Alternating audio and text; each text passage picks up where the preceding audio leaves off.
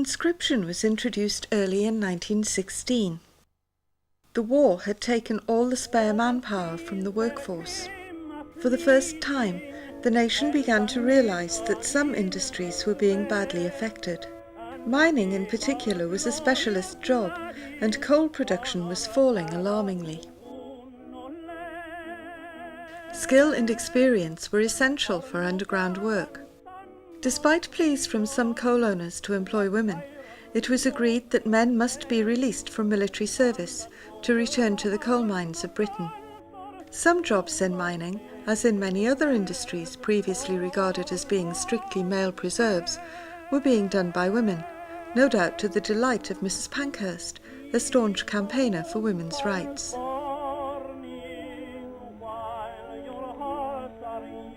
The war did have a profound effect on women's lifestyles and future prospects, as it gave them an equal opportunity to prove their value outside the home.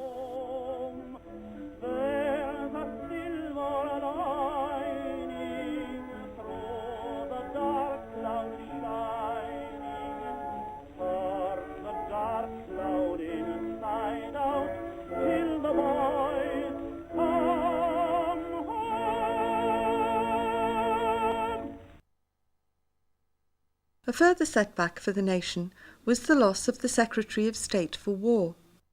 On the 5th of June 1916, Field Marshal Sir Herbert Kitchener was killed when his ship, HMS Hampshire, hit a floating mine and sank off the Orkney Islands.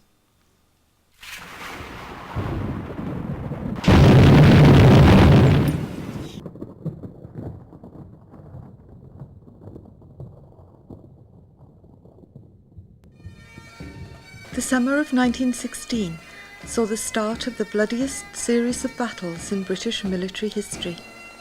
At 7:30 a.m. on the 1st of July, the 19 mines painstakingly cut under German lines were fired. The Battle of the Somme had started. This is the Lochnagar crater at La Boisselle.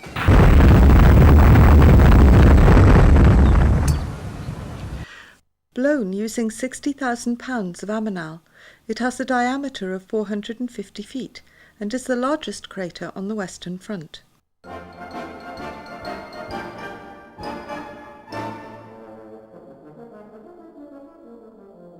It obliterated 300 to 400 feet of the German line, destroying 9 dugouts and the men sheltering inside them.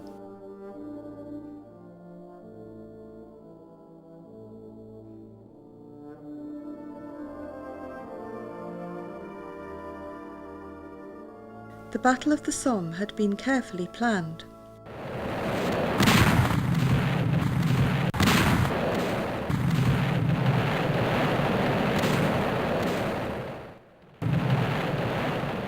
According to Sir Douglas Haig's plan, the continuous heavy artillery bombardment of the previous 7 days, followed by the detonation of the mines, should have cut the enemy wire and totally incapacitated the German troops. It was supposed to be a quick mopping-up operation.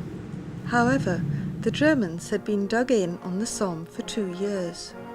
During this time, they had prepared deep trenches and deep concrete dugouts, which sheltered them from the worst of the British bombardment. The battle was fought along a 25-mile front. There were too few heavy guns to maintain the British barrage along its full length. When the bombardment stopped, the Germans manned their trenches and waited for the infantry. The British soldiers, weighed down with kit and under orders to advance slowly, walking in lines, were mown down in a hail of fire from 1,000 enemy machine guns.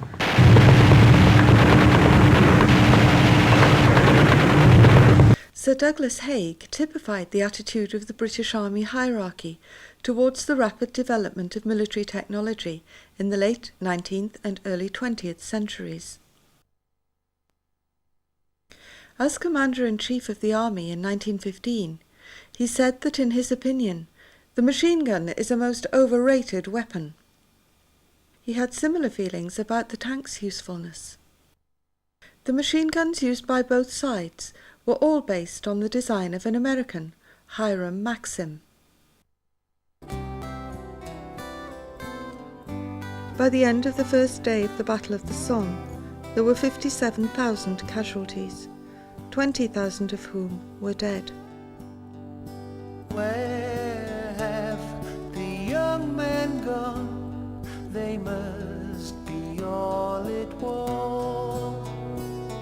But who are they fighting for? Many enlisting in PALS battalions, where men from entire streets and workplaces stayed and fought together. And what are they dying for?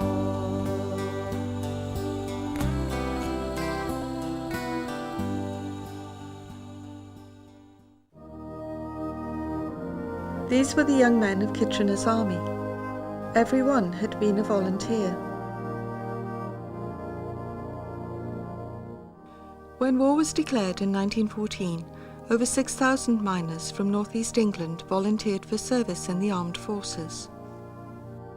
This hemorrhage of the workforce caused great concern to the coal owners. Tiny communities lost a high proportion of their able-bodied men, the small village of Easington Lane being typical.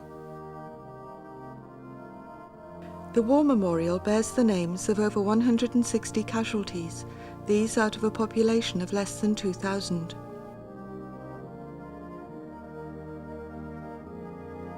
The Ellamore Colliery Miners' Lodge banner, like a number of others in the coalfield, carries a picture of the village war memorial.